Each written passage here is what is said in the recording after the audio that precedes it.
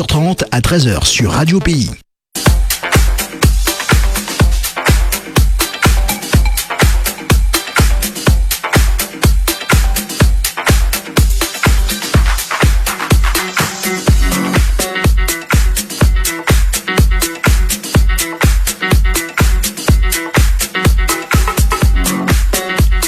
Bonjour à tous, bienvenue dans le Grand Forum sur Radio Pays, bienvenue à nos auditeurs et internautes sur votre radio. Vous êtes de plus en plus nombreux à nous écouter et on voit les chiffres, notamment sur le numérique, de plus en plus nombreux également sur les Facebook Live. Aussi, en parlant de Facebook Live, on vous a fait vivre la CCDS ce matin avec Pedro notamment. Et puis, nos journalistes sont également à la CACL. Il y a du mouvement ici et là, du mouvement aussi du côté des maires. Non, pas CACL, effectivement, Association des maires. Voilà, Association des maires, l'AMG. Et l'AMG, voilà, donc pour être très honnête. Bonjour mon cher David, comment ça va ? Bonjour Gilles, ça va, tranquillou, ça va. Ouais, un sacré thème aujourd'hui avec nos auditeurs et internautes. Bien sûr, on parlera de la liberté d'expression ou dérive communautaire collatérale. Oui, on va en parler aussi ici même en Guyane, on l'a dit, débat de société dans le grand forum, c'est ce qui vous plaît également. On mène le débat avec vous, les internautes d'un côté, les auditeurs de l'autre. Et pour les auditeurs, ça se passe au 05 94 25 76 25. Pourquoi ce thème, mon cher David ? Bien parce que je crois qu'il faut saisir l'espace qui nous est donné à saisir sur le grand forum, qui permet d'échanger, de débattre sur des sujets de société. On avait envie un peu de se détacher du Covid ou du quotidien, mais des fois certaines choses nous rattrapent. Et quand on est assis avec des amis, des collègues, on discute des faits d'actualité. Et je crois que m'être aperçu que chacun avait une vision de la liberté, chacun avait une vision des dérives. Et puis on constate beaucoup de choses collatérales. Des actions qui n'étaient pas attendues, qui n'étaient peut-être pas souhaitées, ça c'est sûr, mais finalement qui arrivent et qui ont l'impression, dans le cas du sujet qu'on va traiter aujourd'hui, qui peuvent toucher de façon morbide même certaines familles. Donc je crois qu'il faut en parler, parce qu'en parler permet de démystifier les choses, les principes, les visions, les cultures, l'approche tout simplement générale qu'on peut avoir de cela, qui peut paraître philosophique pour certaines, mais qui en même temps sont des règles de vie. Nous sommes d'accord. La liberté d'expression, ça a un coût, et ce coût est d'abord humain.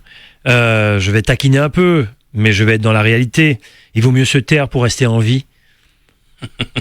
J'aime bien, Pardonne-moi mon introduction. Je vais faire mes chevilles gonflées un peu façon de parler, mais il m'est arrivé dernièrement de dire à des amis que des fois il est nécessaire de parler et d'autres fois il est utile de se taire.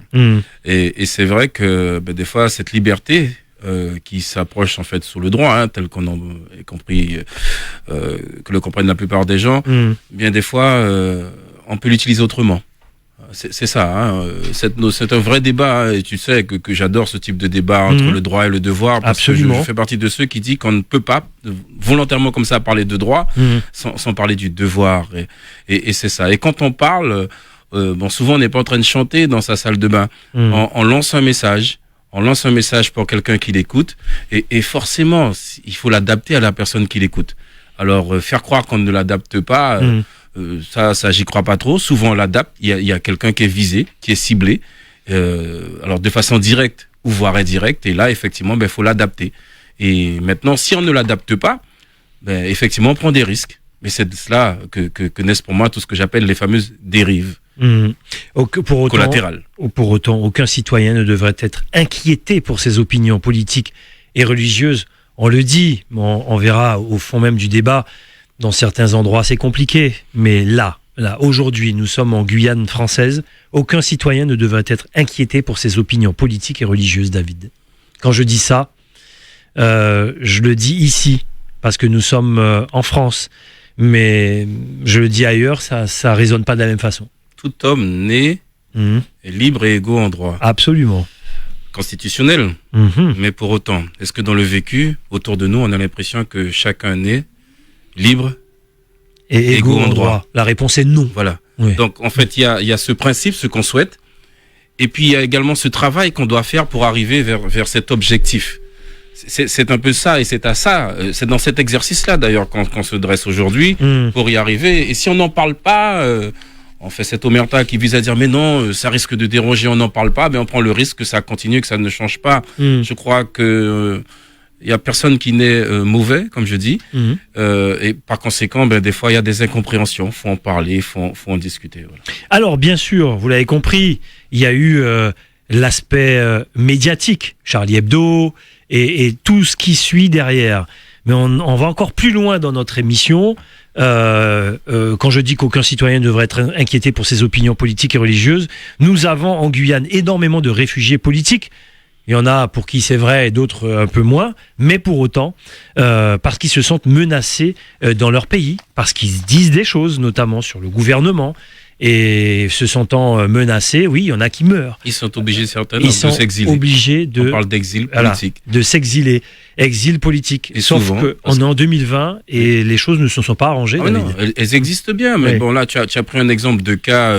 j'ai presque envie de dire d'importer, mais on a même ici des gens qui ont été inquiétés, et qui ont été condamnés parce qu'ils avaient fait notamment, si je prends le cas du président de la CTG, où il y avait une caricature pendant le carnaval du président de la CTG.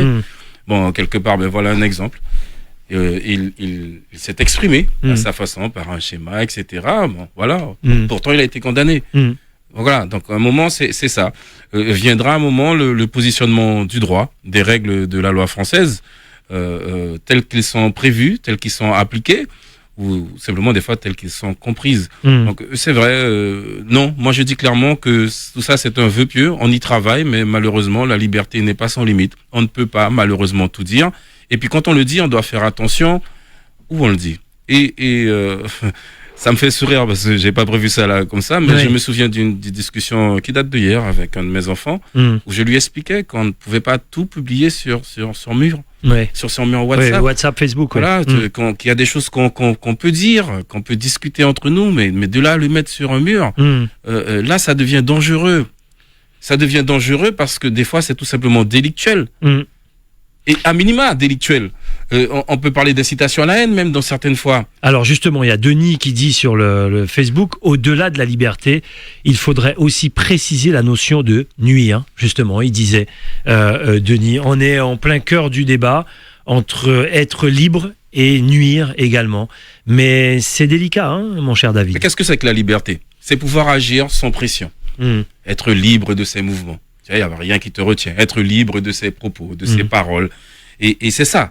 On veut se dire qu'aujourd'hui, on est dans un état, dans un système, dans un écosystème où on peut s'exprimer par la voix, par le langage, dans la liberté. Mais en même temps, si toi, moi prends mon téléphone, m'envoie votre, est-ce que j'ai le droit de faire ça ? Je suis libre de mon mouvement qui va envoyer mon téléphone sur toi. Mais en même temps, s'il t'attaque, je t'agresse. Donc cette liberté que j'ai utilisée comme ça, au titre de cette absence de pression ou de contrainte qui me donne ce droit constitutionnel, du coup je l'ai franchi puisque du coup je t'agresse. Dieudonné, je donne des exemples, s'est exprimé dans des médias, on lui a fermé le robinet, comme on dit dans certains médias, on l'a même attaqué, accusé, effectivement, et boycotté notamment ces spectacles. Nous sommes en France, liberté d'expression à deux vitesses. Mais carrément. Là, je vais dire tout de suite que carrément, je vais à la conclusion. Mais pourquoi on parle de deux vitesses ? Parce qu'effectivement, si on prend les mêmes faits, c'est-à-dire qu'on ne peut pas citer ou caricaturer en tout cas une partie de la population, quelle qu'elle soit, reconnue par ce que je vais appeler la communauté, d'accord ? Donc parce qu'ils ont des points de référence visibles. On ne peut pas les stigmatiser ou les caricaturer sans limite, parce que là-dedans, il y a eu des morts. Alors oui, c'est vrai pour les Juifs, mais c'est aussi vrai pour les Noirs et l'esclavage. Et dans le cas de Dieudonné, c'est ce qu'il a à un moment argumenté. Il ne comprend pas que certains ont pu faire sur les Noirs sans problème, qui ont souffert et d'esclavage, etc. Et que si ça touche les Juifs, que là, pour les mêmes raisons, hein, il y en a à qui on a privé de la liberté, même la liberté de vivre, dans les deux cas, qui ont été tués, outreusement. Et comme je dis souvent, ça ne les concerne pas la personne qui le subit directement, mais juste pour l'histoire. Ils ne l'ont pas vécu eux, mais leurs parents, leurs grands-parents, aïeuls, etc., ont subi ça. Et ça fait partie de ce que j'appelle la partie culturelle. Bon, j'ai dit communautaire tout à l'heure, Oui. mais parce que ça, c'est un des ce que j'appelle des marqueurs, des tags, des groupes qui nous permettent de nous reconnaître. Certes, il y a la couleur de peau, mais aussi le Aymara même bassin, l'endroit où tu as grandi, etc. Voilà. Et c'est ça qui fait quelque part la richesse de la société jusqu'au jour où ça dérange. Jusqu'au jour où ça dérange. Et là, je fais un parallèle, hein, même ici avec les élections, quand on a parlé du vote communautaire. Oui, alors certes, parce que moi, j'allais justement te dire, en Guyane, il n'y a pas ce ressenti-là, notamment de ne pas pouvoir être libre lorsqu'on parle de liberté d'expression. Ça va en Guyane. Je veux dire, on ne se sent menacé en aucune mesure de quoi que ce soit, David. J'ai l'impression que tu n'es pas d'accord avec moi là-dessus. Non, c'est pas C'est quoi le vote communautaire? On en a tellement parlé quand tu parles de communauté, justement. Ça veut dire quoi, ce vote communautaire, en vérité? La communauté, c'est quoi? C'est un groupe de personnes qui se ressemblent et s'assemblent. Hein, je vais faire court. Oui, bien sûr. Qui s'assemblent parce qu'ils se ressemblent. Je vais aller encore plus loin. Donc, ils se ressemblent sur certaines valeurs qu'ils défendent, ou qui se ressemblent parce qu'ils appartiennent à la même famille, etc. et tout. Dernièrement, un terme qui est sorti, je citerai pas l'auteur, c'était le vote partisan. Oui. Mais c'est à peu près pareil. Ok, simplement, on a pris l'habitude de stigmatiser par communauté quelque chose qui est lié soit à l'endroit où on est né, soit à la couleur de peau, et voire encore les deux. Mais un vote communautaire est juste un vote affinitaire.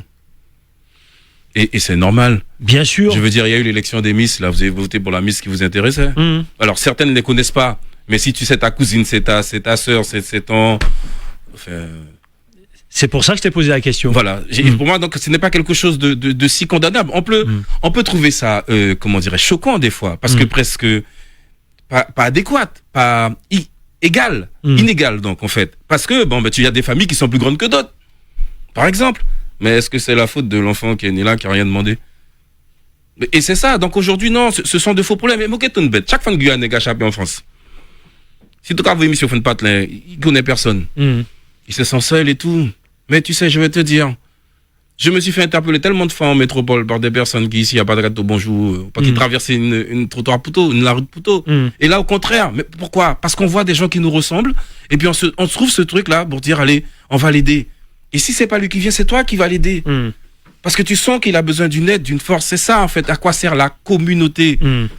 Si je prends le cas d'une autre casquette. Et ensuite, les auditeurs. Celle du MEDEF, par exemple. Oui. Quand on a lancé le projet de gel hydroalcoolique. Oui, je me rappelle. J'ai appelé quelques collègues du MEDEF. Je leur ai dit, allons monter, je suis un passionné de films comme Le Seigneur des Anneaux. J'ai dit, allons monter l'équivalent de la communauté des anneaux. Allons changer un peu le cadre du MEDEF et allons travailler pour nos communautés. Et on s'est dit, allez, on va mettre en place, voir comment mettre du gel. C'est ça. Donc la communauté ne doit pas tout de suite être un problème, au contraire. Et c'était une liberté qu'on s'est permis de prendre. Absolument, non, mais je suis entièrement d'accord. Allez, 25 76 25, mes chers auditeurs, qu'en pensez-vous? Débat de société, il y en aura de plus en plus dans le grand forum. Allô, bonjour. Bonjour, allons-y. Gilles, David, ça va?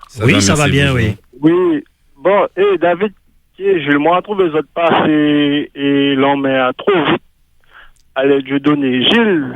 Oui, parce que je voulais pas faire un débat sur ça, c'est pour ça. Je comprends, tu as posé une bonne question. Est-ce qu'il y a de vitesse? Oui. Je te donne un exemple très simple. Après, je sais pas si vous allez débattre dessus ou pas. Vas-y.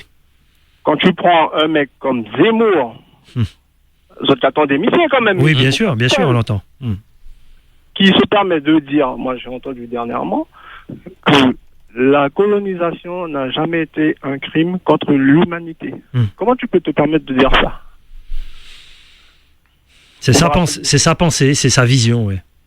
Ouais, mais... Pour apprendre quand Dieu donne, ils ont fermé boulot, l'homme s'est qu'avoué des trois blagues. Allez, même si je dis pas tout ce qu'il dit, je dis pas forcément qu'on doit adhérer, mais on parle de liberté d'expression ou pas? On écoute, ouais. Pour apprendre quand Dieu donné, qu'avoué des trois blagues, ils ont serré, ils ont presque les rendre la vie, c'est minable, tu gagnes notre bon qu'à raconter tout et de n'importe quoi, et derrière ça, c'est qu'à deux bouts, derrière ça, c'est qu'à dit, personne, je comprends pas. Donc, j'aimerais vous entendre. Ouais, ok, bien sûr, absolument. Absolument, oui. On en a parlé parce que ça fait partie, liberté d'expression, bien sûr, on en a parlé.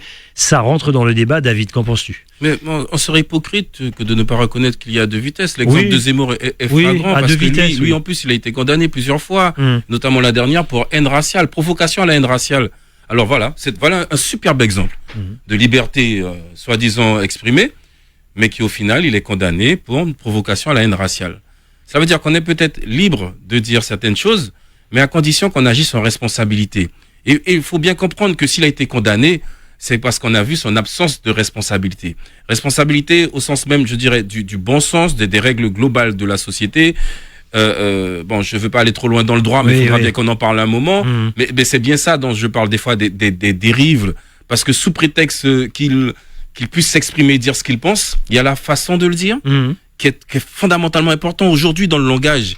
Il y a certes les mots, mais il y a également la manière. Si Mokato, bonjour, ou bien bonjour, il y a une différence, c'est le même manière, mot. Il y a les lieux. La façon dont le véhicule avec lequel on transporte ce message est important. Là, je parle avec la gestuelle et ceux qui nous regardent doivent voir que je parle avec conviction parce que je déteste l'injustice. 25 76 25. Oui, j'ai bien compris que c'était l'injustice, oui. 25 76 25. Allô, bonjour. Bonjour, Gilles. Bonjour. Bonjour, Rudy. Non, c'est pas Rudy, c'est David. Ah, d'accord, pardon. Ouais. David, comment vas-tu ? Ça va, merci. Bonjour. Oui, donc j'étais en train d'écouter justement les propos que vous étiez en train d'énoncer là par rapport à Dieudonné. Mais moi, je parle d'un principe qui est simple. Liberté, égalité, fraternité, liberté d'expression. Il y a une liberté d'expression, ok. Mais le problème, c'est qui s'exprime le plus et qui s'exprime le moins. Parce que à trop vouloir donner justement de l'ampleur à Zemmour, je trouve que c'est Ah, ça coupe malheureusement. Raphaël, rappelle-nous ailleurs. Il y a des ponts ici. 25, il y a des tunnels. 25 76 25. Allô, bonjour. Allô, bonjour. Bonjour. Tout le monde est en voiture aujourd'hui, mais ça fait plaisir. On vous écoute. Vous m'écoutez là ? Oui, bien sûr. Oui. Bonjour Gilles, bonjour tout le monde. Bonjour. Voilà, donc je voudrais pas m'éterniser sur Zemmour, car c'est quelqu'un qui utilise la liberté d'expression pour dire tout ce qu'il pense au plus profond de son âme. Mais moi, ce que je ne comprends pas, c'est qu'en métropole, en France, dans le sens propre du terme français, lorsqu'on dit la liberté d'expression, c'est que vous êtes libre de dire ce que vous voulez, même si ça déplaît aux voisins, même si ça fait crier l'oreille de la personne qui est à côté de vous ou des autorités ou quoi que ce soit. Vous avez le droit de dire ce que vous voulez. La liberté d'expression dans le sens propre. Mais il y a des conséquences quand on le fait comme ça. Alors moi j'insiste dessus parce que Zemmour, pour parler de lui, que je n'aime pas parler de ce gars-là, il dit ce qu'il veut. Et il n'y a pas que lui d'ailleurs. Il y a d'autres personnes qui peuvent sortir tout et n'importe quoi. Dernièrement, le Premier ministre, même l'ancien Premier ministre. Et il y a trop de blacos ici, ou je sais pas quoi, il avait dit un truc comme ça, sur un marché que j'ai bien entendu de mes oreilles. Bon, lorsque maintenant, Dieudonné, qui est un noir, un black, il dit des choses, il a une liberté d'expression. En plus, il le fait au 2e, 3e degré, puisque c'est de l'humour. Ce n'est pas pour faire du mal aux gens, c'est de l'humour. Pendant longtemps, on a subi l'humour assez sarcastique de beaucoup d'humoristes français. Je vais pas revenir là-dessus. Celui qui faisait l'Africain et tout ça. Quand je le voyais faire ça, ça me déplaisait au plus haut point. Mais maintenant, je vois qu'on a enfermé Dieudonné, qui est un des plus grands humoristes français, un des plus grands one-man showman français. On l'a enfermé parce que il s'est permis d'avoir une liberté d'expression. Et ça, il y a 2 poids 2 mesures en France aujourd'hui. Très bien. Et ça c'est inadmissible. Et il va falloir un jour qu'on règle ce problème. Voilà. Merci beaucoup. Note, David. On va revenir dessus tout à l'heure. On va enchaîner nos auditeurs. Je voudrais pas faire l'émission uniquement sur Zemmour, Dieudonné, mais c'est normal. C'est sûr que quand on parle de liberté d'expression, il y a des choses comme ça qui reviennent comme ça dans le subconscient de nos auditeurs. 25 76 25. Allô, bonjour. Allô. Il y a tellement d'autres choses aussi. Oui, bonjour. Allez-y. Bonjour Armand Chine. Allez-y. Bonjour, Armand. David Fefe, je le sais fait. Ça va bien. Regardez, mon teke envie de répondre mot, est-ce qu'une poisson rouge, j'en donne bocal, Monsieur a dit libre. Est-ce qu'il nous-mêmes nous peut dire qu'il est libre? Continue. La réponse est non. Ben voilà. Ouais. À nous situation en Guyane, nous avons pensé qu'il nous libre. Parce que nous gagnons périmètre et de temps en temps, il y a la liberté d'expression, hein. Oui, non, mais une bête générale, parce que cette expression peut orale, mais il peut être aussi absolument. Une liberté d'action. Absolument. Aussi. Et tout ça, beaucoup ça m'aura dit ça, Gilles. Parce que imaginez-toi qu'en Guyane, une militant anticolonialiste qui a fait se contrôler par les forces de gendarmerie françaises, et ces gendarmes, il y a qu'à reconnaître monsieur. Qui manière ça contrôle la capacité? Ou imaginez une militante anticolonialiste qui a demandé une autorisation, par exemple, pour travailler là, au niveau de l'administration française. Qui manière sa capacité? Et pour ça, là, tu as dit qu'il la Guyane, un pays de liberté, tu savais, un bête qui est tout à fait relatif. Tu dis que je me trompe? Mais oui! Regarde, on est libre, David et moi, on est libre, on fait une émission. On est libre. Tu es libre à la façon du poisson rouge dans le... Pas du tout. Mais, non, mais c'est ce que tu penses, Gilles. Ah ben, écoute, mais continue, on fait pas l'émission sur le coup, il est libre de penser. Vas-y, continue. Comme toi, tu es libre d'avoir ton avis. Absolument. Mais je vais y répondre tout à l'heure. Tu vas répondre? Ok, vas-y. Fini, il y a du monde. Oui, et moi, j'ai fini un petit peu. Tu savais, l'autre est président de la République française. Et puis, dans ton bunker à l'Élysée. Et tu savais qu'il gagne pas de chez monde, parce qu'il y a des pays en guerre, qui réfugient côté toi, il y a des gens qui pédient. Tu peux dire, les civils continuer et publier caricatures du prophète, et continuer par les dire ça. Parce que toi-même, tu savais rien pas qui arrivait toi. Mais sauf que tu savais dans ton pays, tu n'as pas de chez moun qui pédit et qui là, tu as fait les moun à la base, offenser l'église ou offenser l'école et parler sous ces caricatures, montrer ces caricatures sans pièce et sens et de responsabilité, tu as mis en danger. Bon, on a compris. Et tu as un ancien premier ministre Canada qui fait un discours côté MCK dénoncer irresponsabilité Macron à sa niveau. Discours. Merci, on a compris le propos. Je suis désolé. 25 76, je suis obligé, hein. Je peux pas faire autrement. On va répondre après. Allô, bonjour. Oui, allô, bonjour. Allez-y. Bonjour. Oui, alors pour ma part, la liberté d'expression, je pense qu'il y a beaucoup d'amalgames et que beaucoup de personnes se permettent d'interpréter la liberté d'expression comme bon leur semble. Dites-nous. La liberté d'expression, avant tout, c'est un droit qui est reconnu à chaque individu de faire connaître le produit de sa propre activité intellectuelle. Donc, c'est un droit. La liberté, pour ne pas paraître trop philosophe, comme dirait Kant, ma liberté, en fait, de l'un s'arrête où celle commence, où s'arrête là où celle des autres commence. Comme disait Jacques Chirac, c'est très important. La liberté d'expression aussi doit s'encadrer du respect et de la tolérance d'autrui. Et ça, on a tendance à l'oublier. On peut se permettre de dire, de s'exprimer, mais du moment que ça ne porte pas atteinte à autrui. Et par rapport à ce qui s'est passé à l'enseignant qui était décapité, il faut savoir que l'école, c'est un rempart de tout ce que l'on vit et c'est un lieu neutre qui permet à nos enfants aujourd'hui de se construire par rapport à ce qui se passe dans notre monde. Donc c'est un lieu d'expression où nos enfants peuvent construire un esprit assez critique et peuvent évoluer. Donc il faudrait vraiment qu'on revienne à l'essentiel, à la base et puis au savoir-vivre du vivre ensemble, ce qui est très difficile avec l'actualité de nos jours. Très bien, merci. Bonne journée de Rennes. Au revoir. Merci. Depuis Rennes, la Bretagne. Avant de répondre, mon cher David, je réponds à Joël qui dit « Aucun média aujourd'hui n'est libre ». Ah ben mon cher Joël, détomprez-vous parce que justement, il y a des journalistes qui sont morts parce qu'ils sont libres.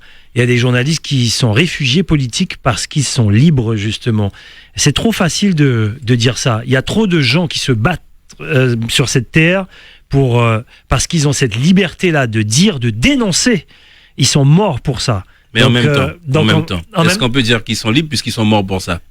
C'est justement parce que c'est une façon de bafouer leur liberté de l'avoir fait. Certes, mais ils sont libres de... On le condamne et on le dénonce. Oui, mais ils sont libres de l'avoir fait. Mais le constat de l'auditeur, Joël, c'est peut-être justement, c'est un peu comme ce que disait, tout homme est libre et égaux en droit, mais dans la réalité, on n'y est pas encore. Mais je comprends. Ce que je veux dire, c'est que je veux défendre ces journalistes qui sont morts pour ça, pour leur liberté, justement, et des médias comme ça. Il y en a énormément, mais des journalistes qui se cachent dans leur chambre, etc.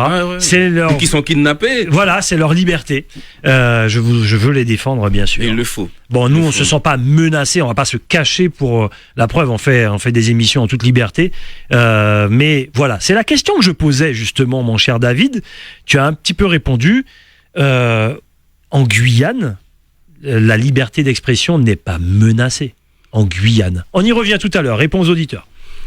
Alors, franchement, les gens sont libres dans notre département. On y revient tout à l'heure. Moi, je dirais qu'on a de la chance dans ce département. Bon, il faut le dire comme ça. On a de la chance par rapport à d'autres endroits où c'est facilement, on peut dire, sans défaut, sans risque de trop se tromper, que la sentence n'est pas aussi forte que dans d'autres pays. Allons-y. Ce qui arrive à Dieudonné est lié à une histoire. Elle est liée à un environnement. Et aujourd'hui, cette fameuse liberté là dont on parle aujourd'hui ne peut pas être, considérée sans tenir compte de l'environnement. Là, on a parlé de la France qui s'est parlé avec Dieudonné, mais ça aurait été au Qatar, ça aurait peut-être pas été vu de la même façon. Oui, c'est clair. Voilà quoi. Et à Israël, pareil. Je veux dire, aujourd'hui, il faut vraiment qu'on prenne le temps de réfléchir et de discuter sur le fond entre nous, qu'on ne peut pas mesurer l'impact de tout cela sans tenir compte de l'environnement dans lequel on vit, l'environnement dans lequel l'acte s'est déroulé.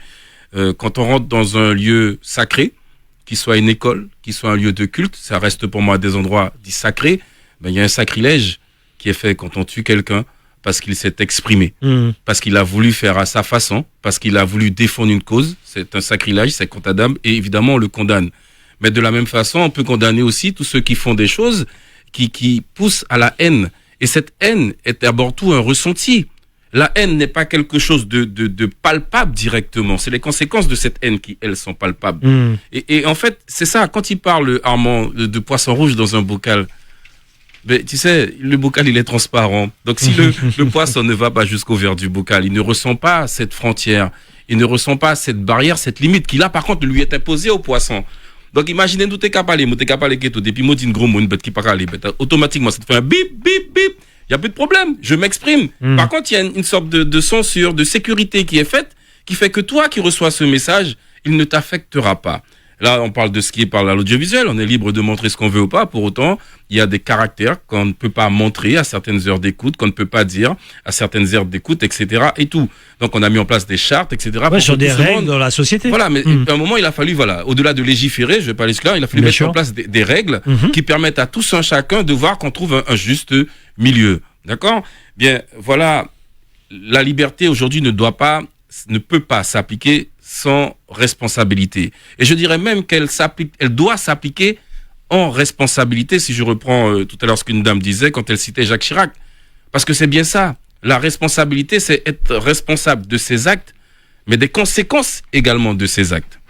Avant les auditeurs, oui, il est nécessaire de protéger le pluralisme au sein de la société. 25 76 25. Allô, bonjour. Oui, bonjour. Bonjour, allez-y. Oui, donc il est certain que selon les pays, bien sûr, il y a des pays où c'est extrême et les choses sont hyper surveillées, etc. Ceci dit, je pense qu'on est quand même dans un système où il y a quand même 2 poids et 2 mesures. Et ce que je veux dire par là, c'est qu'on est dans un système où certaines choses sont quand même taboues et dire certaines vérités dérange. Et moi, je l'ai vécu en direct et je l'ai même vécu avec vous d'ailleurs sur Radio Pays. Oui, absolument. Parce que on est dans un système qui a ses rouages et qui a ses intérêts qui sont des intérêts économiques, géostratégiques. Et il est certain que, peut-être pas Radio Pays, mais quoique, les médias sont quand même tenus par des multinationales, par des gros groupes qui sont en lien avec le système politique. Et moi, je dis qu'il y a quand même, c'est sûr qu'on a une marge de liberté, mais je l'ai vécu par expérience avec vous. c'est que il y a certaines choses, quand on veut dire certaines vérités, il y a certaines réalités géostratégiques qui sont extrêmement graves et qui font qu'on est maintenu dans certaines situations où on dit qu'on tourne en rond. Et dire cette vérité-là, j'ai pu constater que quelque part ça dérangeait. Parler des multinationales pharmaceutiques qui sont dans leur intérêt économique. Sur le moment, tout le monde a été choqué. Quelque temps après, il y a des articles qui sont sortis qui ont prouvé cela. Donc je veux dire qu'il faut, oui, bien sûr, tant qu'on reste dans le politiquement correct, on peut tout dire. Et d'autre part, il ne faut pas se voiler la face. On est dans un système qui est raciste, il faut le dire franchement, puisqu'on a un exemple flagrant de quelqu'un qui continue à dire des bêtises et puis il est là toujours, qui est condamné mais il est là toujours. Et tant qu'on s'attaque à une certaine communauté, tout de suite on s'en prend plein la figure. Et après les autres, le Taubira a été traîné dans la boue. Il n'y a pas eu de vent de boue pour défendre Taubira au plus haut niveau du gouvernement. Donc moi je dis à un moment donné, il faut aussi appeler un chat un chat. Si on veut se voiler la face, faire semblant, on continue à faire du politiquement correct. Mais à un moment donné, on constate qu'on tourne en rond. On constate que les choses vont parfois très loin dans certains pays. Je donnerai l'exemple tout récent de la Côte d'Ivoire. Il y a des gens qui perdent la vie avec ce système qui se maintient. Et ce système où il faut pas dire, faut pas le dire, faut pas, attention. Dès qu'on dit un truc, on est traité de raciste anti-blanc parce qu'on dénonce ce système-là. Et ça, à un moment donné, je pense qu'il faut être capable de jouer ce rôle pédagogique, de le faire dans le respect. Je sais que mon expérience personnelle, ça a toujours été dans le respect. Ça a toujours été de sortir les faits. Voilà. Donc je veux dire par là que il faut un peu être plus précis quand on parle de ça et être capable d'appeler un chat un chat. Et c'est pas la peine de tourner autour du pot parce qu'après on tourne en rond pendant des années. Merci beaucoup. 25. Bon, je vais pas vous dire qui c'était, sinon elle se serait présentée. Mais tout va bien. On enchaîne. Et ensuite, on revient dessus. 25 76 25. Allô, bonjour. Allô. Oui, allez-y. Oui, bonjour, Gilles. Bonjour. Bonjour. Oui. David. Non, mais, David. Oui, non, mais c'est une très belle émission parce que aujourd'hui, on entend la liberté d'expression à tout flamme. Ouais. Moi, j'ai dit que aujourd'hui, après, je rejoins totalement, les propos de l'ancienne de l'auditrice. L'auditrice. Moi, j'ai dit qu'il y a certaines personnes, après c'est mon avis, moi j'ai dit qu'il y a certaines personnes qui utilisent justement la liberté d'expression pour faire passer leurs petits propos racistes envers certaines personnes. Parce que je trouve que c'est un peu comme, il y a certaines personnes, je pense qu'ils utilisent justement l'expression pour passer leurs idées racistes. Et je rejoins totalement ce que disait le Premier ministre canadien. Oui. Il y a un moment, j'ai dit que il y a un moment, on peut pas utiliser. Si ça fait pas rire, on va dire entre guillemets, la personne en face, à un moment il faut savoir s'arrêter.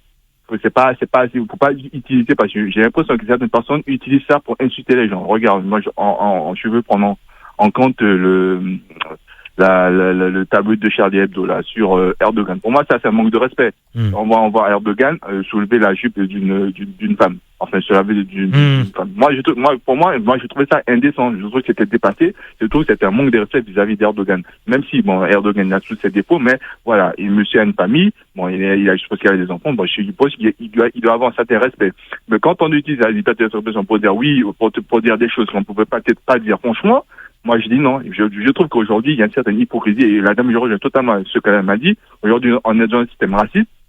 Et les gens, comme aujourd'hui, comme on s'en en France, c'est pénalement répréhensible de dire des choses racistes. Donc aujourd'hui, certaines personnes utilisent soi-disant la liberté d'expression pour dire ce qu'ils peuvent pas dire en face, en fait. Très bien. Et c'est ça qui me dérange. Aujourd'hui, moi, j'aimerais que, justement, qu'on a pu délimiter, justement, concrètement, ce qu'est la liberté d'expression et que la liberté d'expression, certes, oui, mais lorsque ça fait pareil à l'autre, il faut savoir s'arrêter aussi.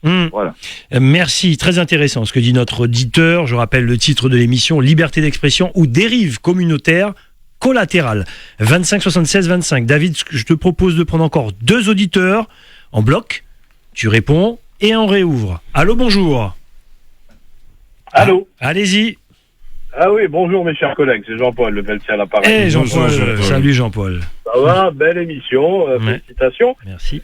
J'interviens pour 2 choses. D'abord peut-être pour rappeler ce dont vous souvenez-vous certainement, un certain flop non pas Radio Pays, on va dire de Jean-Paul Le Pelletier, je sais plus si c'était en début de cette année, en début d'année dernière, et sur lequel j'avais eu effectivement après à revenir, non pas tant pour revenir sur le fond, donc à savoir que cette personnalité politique avait changé d'avis un peu trop souvent, en tous les cas sur un dossier emblématique de l'époque, mais sur la forme du ton que j'avais employé et je vais venir à votre émission d'aujourd'hui en disant que ce qu'a dit une de vos auditrices, la liberté des uns s'arrête là où la liberté des autres doit commencer, et le respect. Et je voulais dire que donc quelquefois il y a dans les antennes, je pense on bénéficie à Radio Pays, et comme en Guyane d'ailleurs, d'une certaine forme de liberté. On n'est pas opprimé, comme savait le dire Armand Achille, puisqu'il s'est lui aussi présenté. Mais ensuite je pense qu'il y a quand même une certaine je dirais confusion dans l'esprit des auditeurs par rapport au thème que vous avez choisi. Il faut dire que de lier liberté d'expression à communautarisme ou à communauté, c'est déjà, ça oriente un peu le débat. Une certaine forme de confusion qui confond en fait la problématique des caricatures, notamment celle de Charlie Hebdo, avec la problématique de la liberté d'expression. Donc, et c'est pour ça que je fais le lien avec ce qui m'est arrivé, et est arrivé à la radio, puisque c'est vrai que j'ai reçu un certain nombre d'appels après, m'indiquant, oulala, Jean-Paul, tu vas loin, tu aurais peut-être pas dû, non pas sur le fond, mais sur le fond, employer tel ou tel terme, n'est-ce pas, Gilles, on s'en souvient absolument, encore. absolument. J'ai reconnu, et là, le problème de la caricature par rapport à la liberté d'expression, c'est peut-être ça aussi, et en plus, il y a une deuxième confusion, c'est de confondre le discours d'Emmanuel Macron, qui défend la caricature d'une manière générale comme une forme de liberté d'expression française, et non pas spécialement la forme de la caricature de Charlie Hebdo, soit face à Erdogan, soit face au prophète des musulmans, qu'ils avaient caricaturé. Ils n'étaient pas les premiers d'ailleurs. Donc voilà. Ce que je voudrais rappeler, c'est que entre liberté d'expression et liberté de caricaturer, il y a deux choses différentes. Nous bénéficions en France d'une manière générale, et en Guyane en particulier, mais pas que. Je l'ai dit ce matin, le Brésil est un pays de très grande liberté d'expression. Le Suriname, sous Bouterse, était reconnu par l'Association des journalistes internationaux comme un des pays qui avait une plus grande liberté d'expression que la France. Vous voyez, dans le classement qu'ils font chaque année. Donc la liberté d'expression, c'est quelque chose. La problématique, effectivement, d'abuser de cette liberté pour manquer de respect ou pour manquer de respect pour certains, pas pour d'autres. Donc c'est un autre sujet, ou affirmer tel caractère communautaire pour rejoindre votre émission. Donc c'est un autre sujet, me semble-t-il. D'ailleurs, à titre d'information, je voudrais que mardi prochain, nous aurons la chance d'avoir, on les a pas entendus, enfin on les a entendus dans les journaux, mais les avoir longuement dans le supplément. On aura les musulmans de Guyane dans le supplément qui vont réagir, non pas à la liberté d'expression, mais à la caricature de Charlie Hebdo. Ah, très intéressant. Mardi 8h20. Mardi 8h20. Rendez-vous. Merci et bonne continuation, messieurs. Salut à David. Merci, Jean-Paul. Rendez-vous est pris. Voilà ce qui est intéressant, justement, Jean-Paul qui appelle et qui dit ce qu'il a vécu, et pour autant les choses, on continue. Justement, parler de cette liberté-là en Guyane, vraiment. J'y reviens après notre dernier auditeur. Il a trop attendu. David, de tout ce que tu as entendu, on bloque un peu le standard, on va les réouvrir tout à l'heure. Je crois que plus on avance dans le débat, et j'ai envie de dire plus on se comprend. Et c'est bien, on peut en parler sans trop de passion, parce que il y a eu forcément des gens qui ont eu mal, qui ont souffert d'une façon ou d'une autre, à tous ceux qui ont abusé de cette liberté d'expression. Des fois, il faut prendre du recul. Parce que c'est vrai, on peut en abuser.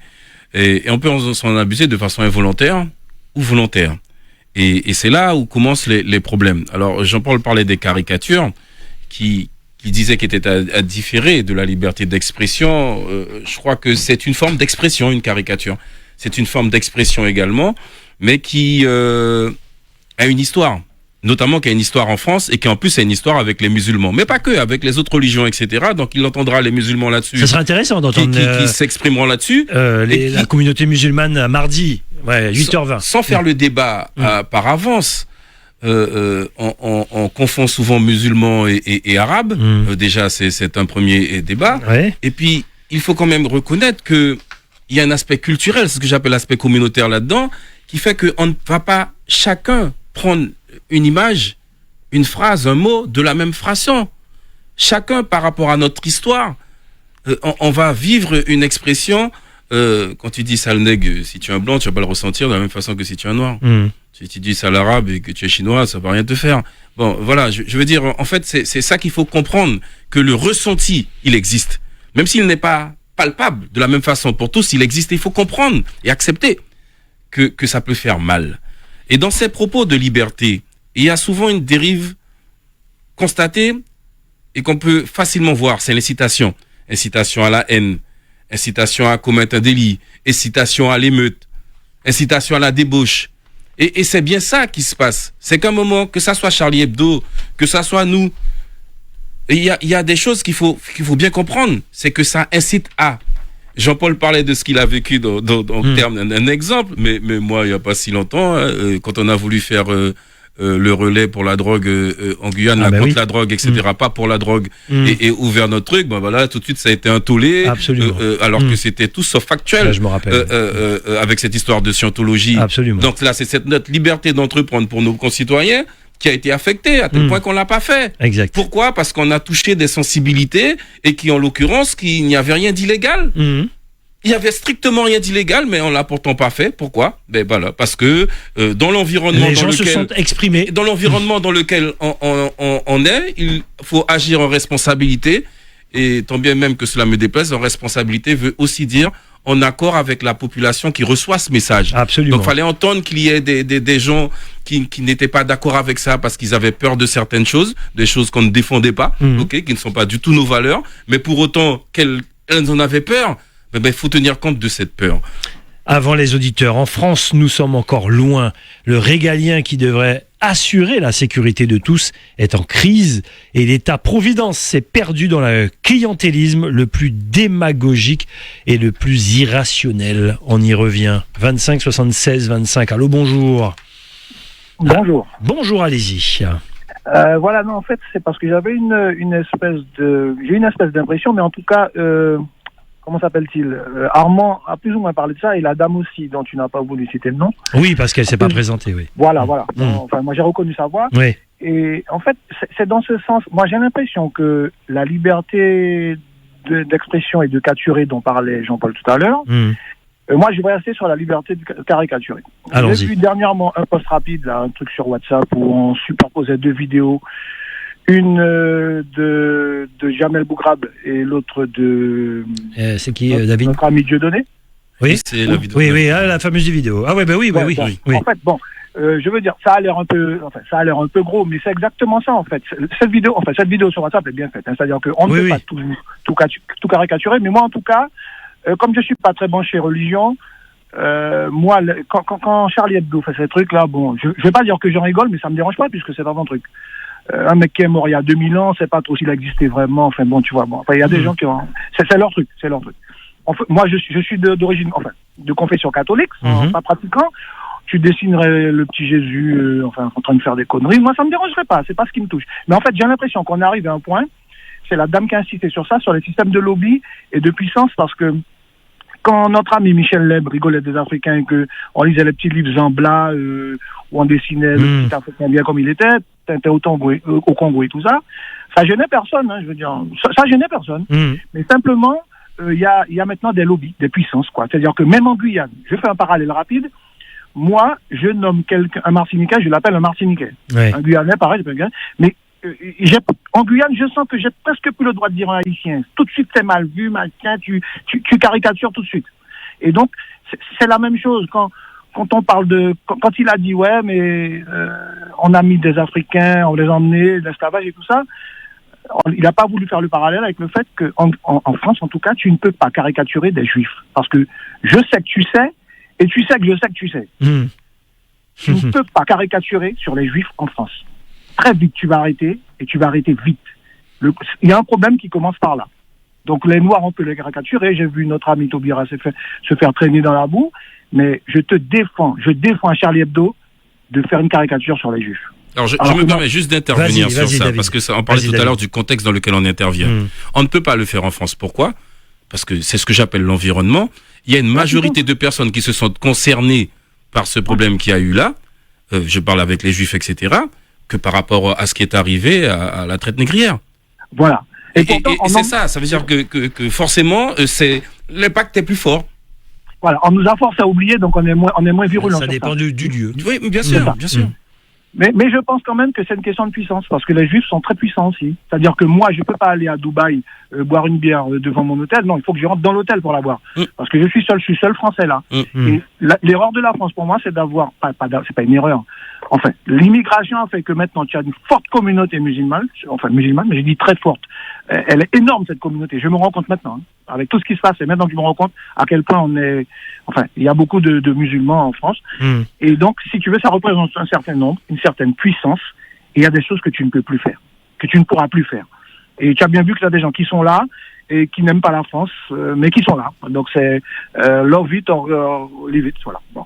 Voilà, c'est juste pour ça. Je pense que c'est une question de puissance et c'est à celui qui parle le plus fort, en fait. Je ne vais pas revenir sur l'exemple des Juifs, mais voilà. Pourtant, pourtant, je pense qu'en Trappe-Négrière, en nombre de personnes qui ont souffert, on est peut-être supérieur à ceux qui sont partis dans les camps de concentration. Voilà, ouais, c'est ça. Pas en France. Mais la France, faut qu'elle envoie son truc, parce que de toute façon, ça va mal finir, cette histoire. Parce que je vois personne égorger personne, ni à Miami, ni à machin. Faut voir. Ouais. Merci, voilà. Okay. Merci beaucoup. 25 76 25. N'hésitez pas. Je regarde l'heure, mon cher David, et moi je voulais aborder, parce qu'on le voit également, je le disais, de parler des libertés en général. Droit au respect de la vie privée, droit à disposer de son corps, liberté collective, droit à la sûreté, liberté religieuse, droit à l'environnement. Également, ça pose débat. Aussi, liberté d'aller et venir. Nous, les étrangers également. Et puis, quand je dis liberté d'aller et venir, quand on parle de vie privée également, on le vit en plein dedans. Nous sommes en pleine crise sanitaire. La France se reconfine. Certains ne veulent plus mettre le masque. D'autres veulent vivre. Il y en a qui veulent faire la fête, malgré le fait qu'un gouvernement dise il faut se reconfiner. Moi, j'ai vu un psychologue dire sur une grande chaîne de télé de quel droit le président m'empêche de faire ce que je veux faire.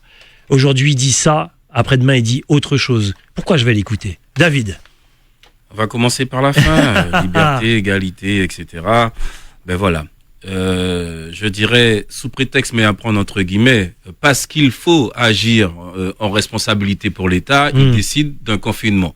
Confinement qui, effectivement, est tout simplement une restriction de nos libertés d'aller et de venir. Liberté d'entreprendre, liberté de festoyer, liberté en tout genre. Absolument. Puisqu'on peut pas non plus s'exprimer de la même façon sur la place publique. Et pourquoi? Parce qu'on se dit que d'autres doivent ne pas être impactés par ce que ceux-là vont faire. Je dis souvent que, je sais pas moi qui le dit, il m'a pas autorisé à le citer, mais ça m'avait marqué, c'était un policier, un responsable de la police, et qui disait que, en fait, nous, au départ, quand il y a des problèmes entre les personnes, les citoyens, l'essentiel, c'est qu'ils le règlent d'abord. En discutant et tout, on tombe d'accord et machin. Nous, on n'intervient qu'après. Et si, même quand on a parlé de ça, c'est pas réglé, là, maintenant, on applique la règle. Ce qui veut dire que la règle, la réglementation, la loi, les décrets, tout ça, n'intervient qu'en troisième partie.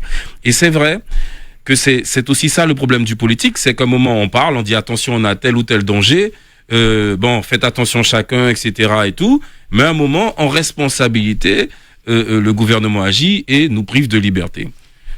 Et là, le nous, c'est tout le monde. Même ceux qui ont fait le job. Même ceux qui sont restés et qui font attention. Parce que quelqu'un qui veut pas avoir le Covid, s'il faut rentrer dans le cas du Covid, il ira chez lui, il bouge pas. Voilà. Et moi, j'ai toujours dit, j'aurais rêvé être confiné comme la reine d'Angleterre. Sauf que je peux pas. Faut que j'aille travailler. J'ai mes collaborateurs, etc. Faut aller manger. Oui, parce que l'État va pas te donner l'argent. Voilà, exactement. Donc, maintenant, voilà. Mais si on va encore plus loin, en fait, il faut vraiment qu'il y ait un juste milieu. Et c'est ça, en fait, vivre en société.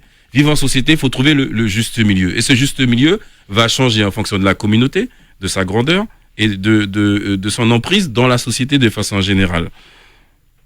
Je prends un exemple simple. Liberté d'expression. Donc, liberté d'exprimer son culte. Liberté de vivre son culte.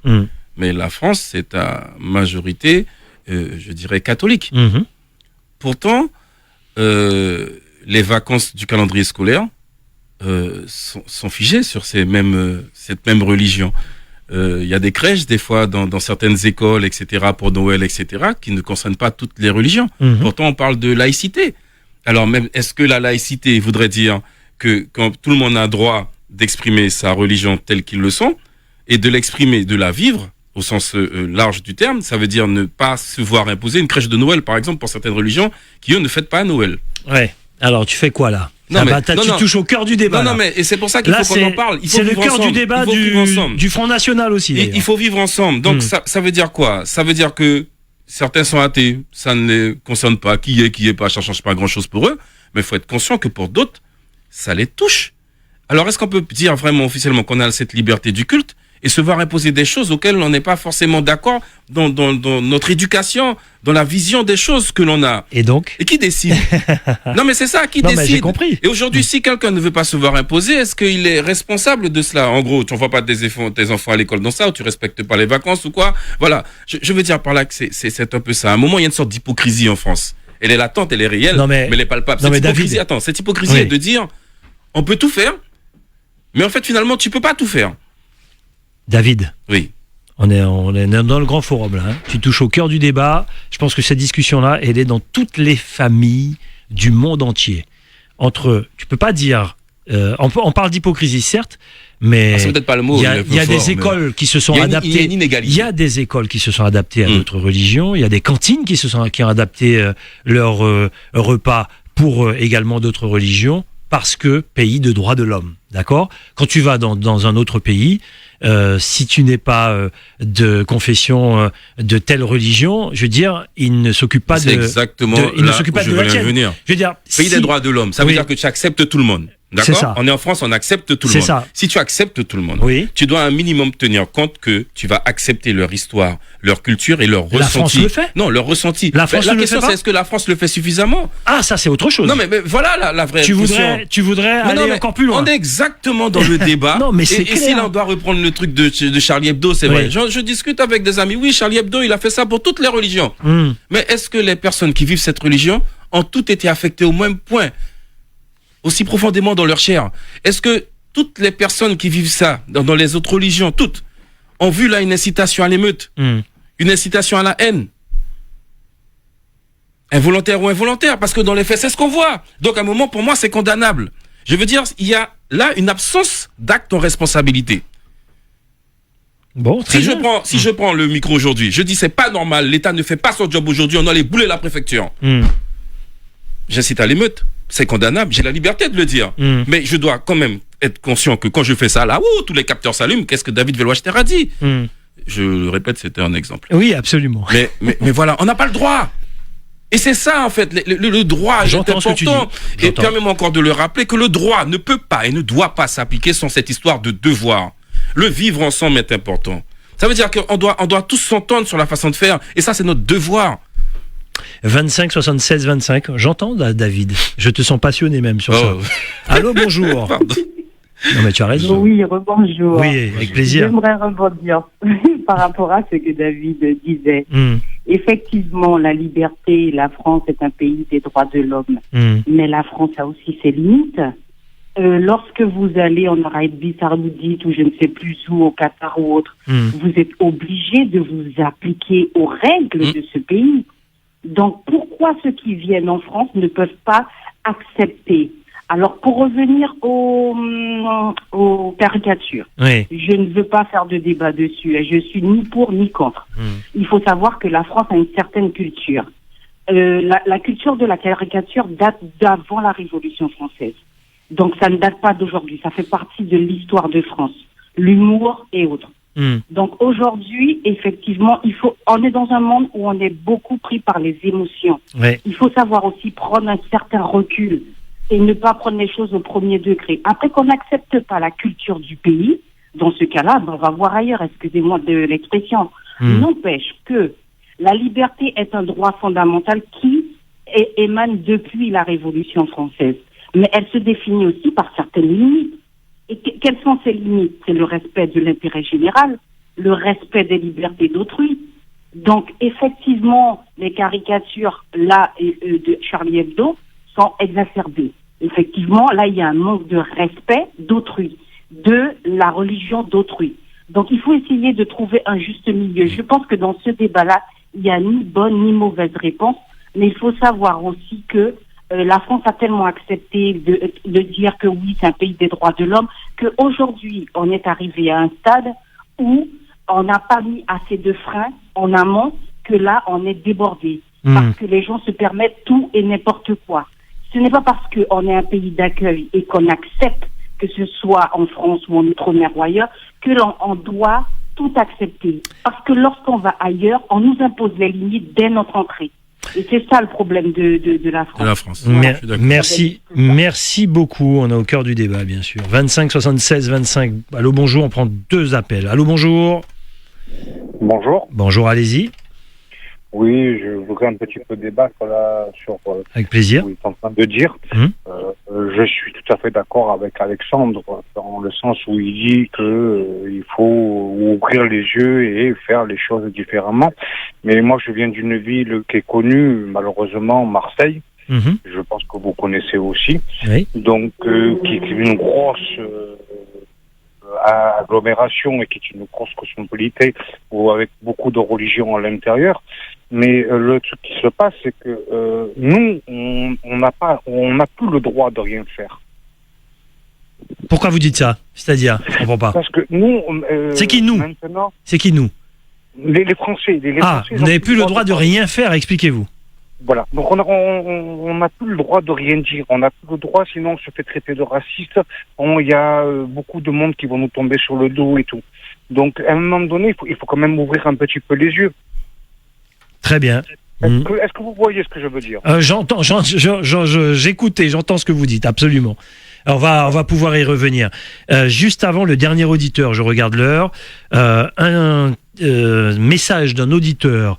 La République nous permet d'aller et venir, je l'avais dit la dernière fois, hein, la République nous permet d'aller et venir sur le sol français et pourtant il y a des quartiers où je dis à mes enfants et petits-enfants de ne pas y aller parce que l'on s'y bat, on blesse et quelquefois on tue. Je n'ai pas l'impression de vivre une privation, alors arrêtons de s'attaquer à Mahomet, parce que en son nom, on assassine, et si l'on cesse ces caricatures, nous ne perdrons pas pour autant la liberté d'expression. Quand la liberté d'expression assassine, mes enfants, je fais bouger le curseur. Sacré texte, hein? J'adore. Je surligne quasiment tout ce qu'il a dit.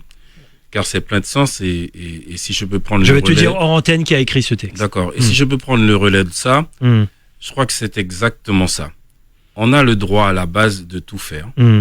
Mais tant qu'on est dans le respect j'ai parlé des 3 phases, hein, on discute entre nous, on tombe d'accord, etc. Absolument. Et tout. Puis finalement, la police, les médias s'en mêlent, l'opinion, etc. À un moment vient la règle. À partir du moment où ça fait un danger à autrui, je crois qu'effectivement, c'est bien ça. Il faut remettre en place le curseur. Parce que quelque chose, on l'a loupé, on l'a manqué. Je parle à ma fille, je ne sais pas pourquoi, elle se met à pleurer. J'ai loupé quelque chose. On est d'accord? Je l'ai peut-être parlé trop fortement, trop agressivement, avec peut-être trop d'émotions moi-même ou de passion. J'ai loupé quelque chose, je dois revoir le curseur. Je crois que tous ensemble, il faut revoir ce curseur et le placer au bon endroit.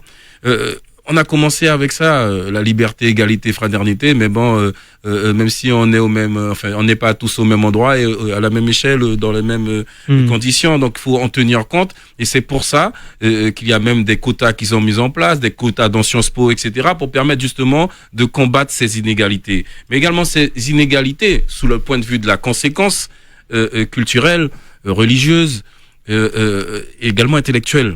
Car tout le monde...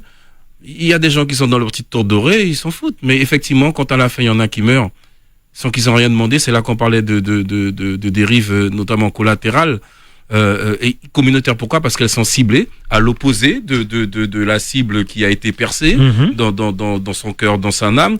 Donc à un moment, je veux dire, est-ce qu'on n'a pas d'autres choses à faire? Et je veux dire, c'est un peu ça, bon, que ça soit Charlie Hebdo ou d'autres, quelqu'un qui serait sur son schéma et le fasse. Est-ce que aujourd'hui, moi, quand je le dis tout le temps, quel est l'objectif de tout ça? Quel est l'objectif? Est-ce que ça va changer la Constitution de continuer à faire des caricatures sur les musulmans? Voilà, c'est pas le fait de remettre en droit, mais c'est le bon sens. Qu'est-ce que ça apporte? Et aujourd'hui, plutôt que d'aller tout le temps dans l'opposition et puis de dire c'est pas grave, aujourd'hui, regarde, chaque jour, tu allumes la télé en France, il y a un attentat quelque part. Je veux dire, est-ce que c'est ce qu'on cherche? Là, maintenant, il faut revoir le curseur. Et tous ensemble, que ce soit les médias, que ce soit les politiques, que ce soit ceux qui sont dans l'exécutif notamment, il faut aujourd'hui se regarder en face dans la glace et se dire, est-ce qu'on prend la bonne décision ? 25 76 25, dernier appel. Allô, bonjour. Allô. Oui, allez-y. Allô, oui, bonjour, c'est Christophe. Allez-y. Je vous appelle parce que je reviens sur le sujet de la crèche. Allons-y. Moi, je pense, à Rome, faut vivre comme les Romains. Et de deux, la France, c'est un pays qui a choisi l'assimilation. Donc, on arrive, là, pour moi, on arrive au bout de ce système assimilationniste. C'est-à-dire qu'on a demandé à des gens de se renier, ou demander aux musulmans de se renier.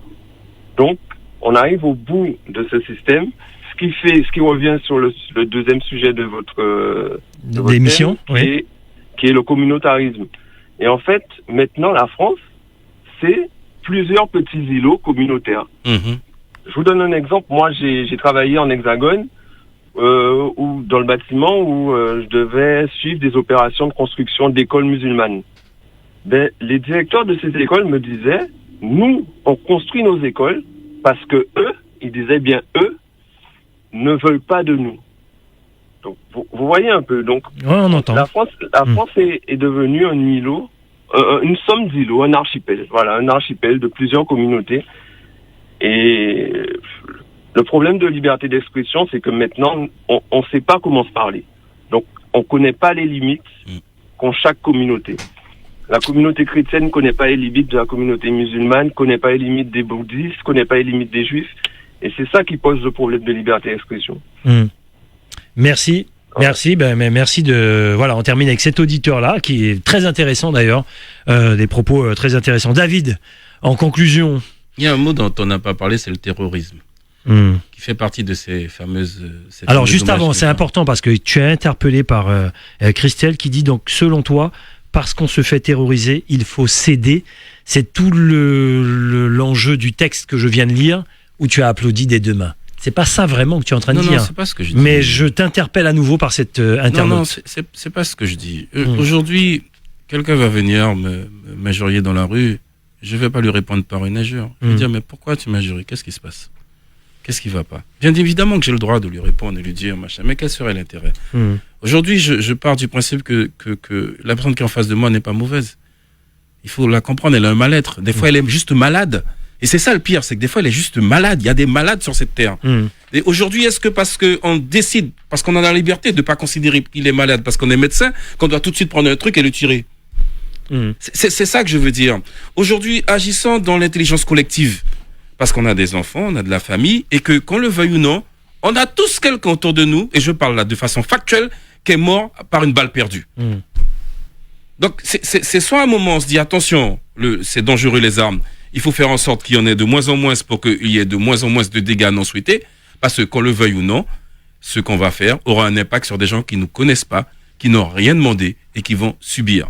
Alors, tant qu'à faire, agissons non pas pour montrer qu'on est les plus forts au monde, qu'on a peur de rien, et puis voilà, mais agissons au contraire pour que, ensemble, on arrive à vivre ensemble. Et de la meilleure façon possible. Que ces îlots dont on a parlé, au final, puissent devenir un vrai continent, d'accord ? Un continent culturel. Je crois que c'est dans ce sens que la France, comme la Guyane, doit travailler pour qu'aujourd'hui on puisse être un continent culturel, c'est-à-dire qu'il n'y a pas de limite, il n'y a pas de frontières, il y a peut-être des c'est pas peut-être sûrement des adaptations à faire, mais aujourd'hui personne n'a la science infuse, et c'est parce qu'on va échanger et qu'on va s'expliquer notre histoire, pourquoi on ressent telle ou telle chose, qu'on va comprendre et qu'on saura quoi faire. Merci David, très belle émission avec nos auditeurs et internautes qui aiment ce genre de thème. Alors David, débat de société et également on essaye d'équilibrer tous ces débats avec vous, chers auditeurs. En tout cas, ça fait bien plaisir de voir vos commentaires, d'entendre également vos commentaires au 25 76 25. D'autres débats de société. Faire une petite boutade ? Oui, vas-y. On avait la liberté de ne pas faire ce débat. Hein. Ah ben oui. Pourtant, on a pris la liberté de le faire. Choisi. Pourquoi ? Parce que son texte aurait fait avancer les choses. Voilà. Eh ben exactement. Et puis, j'avais envie de surenchérir sur ta boutade, mais on va pas s'en sortir. Tu connais la blague d'une ça n'a rien à voir. Hein. Il y a une femme qui est restée enceinte à peu près 11 mois. Ouais. Tu sais pourquoi? Parce que c'est 9 mois normalement. Oui. 11 mois, est-ce que c'est pourquoi? Parce qu'elle a déclaré qu'elle est enceinte 2 mois après. Non, c'est parce qu'elle avait des jumeaux. Ils étaient tellement polis que à chaque fois il y a un qui disait après toi mon ami, après toi. Et personne ne voulait sortir. Voilà, on va finir sur cette belle note là. David, à bientôt, à mercredi prochain. Tu as pris une liberté là. Oui, mais moi je suis un homme libre. Mais cette fois-ci en responsabilité. Là, il n'y a pas de dommage collatéral et encore moins communautaire. Absolument. À mercredi prochain, David. Ciao. Allez, les infos tout de suite sur Radio Pays. Merci en tout cas, chers auditeurs et internautes.